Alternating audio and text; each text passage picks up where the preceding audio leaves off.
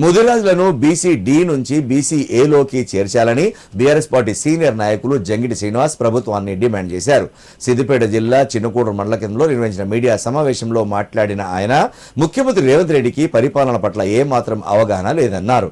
కాంగ్రెస్ ప్రభుత్వానికి చిత్తశుద్ధి ఉంటే వెంటనే ఎన్నికల్లో ఇచ్చిన హామీ అమలు చేయాలని డిమాండ్ చేశారు. లేని ఎడల రాబోయే రోజుల్లో ముదిరాజులంతా కలిసి ప్రభుత్వానికి తగిన గుణపాఠం చెప్తామన్నారు. ఇవాళ కాంగ్రెస్ ప్రభుత్వం ఏర్పడి రేవంత్ రెడ్డి ముఖ్యమంత్రి అయి 2 ఏళ్ళ 4 నెలలు గడిచిపోతున్నా, దాదాపుగా 27-28 నెలలు గడిచిపోతున్నా నేటికి కూడా మరి మా అంశం మీద కానీ మాకు ఇచ్చినటువంటి హామీ మీద కానీ మరి ఉచ్చారణ చేయకుండా మాట్లాడకుండా ఇవాళ నిర్లక్ష్యంగా వ్యవహరిస్తూ ఉన్నాడు.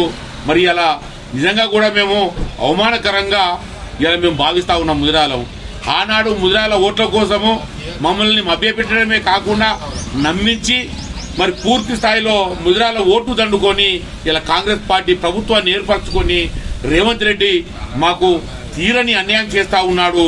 మరి ఏదైతే కార్పొరేషన్ అన్నాడో కార్పొరేషన్ ఏర్పాటు చేసి కూడా ఇప్పటి వరకు నయా పైసా కూడా కేటాయించకుండా మరి ముదిరాలకు ఎలాంటి లోన్లు ఇవ్వకుండా కాలయాపన చేస్తూ ఆయన పబ్బం గడుపుతా ఉన్నాడు.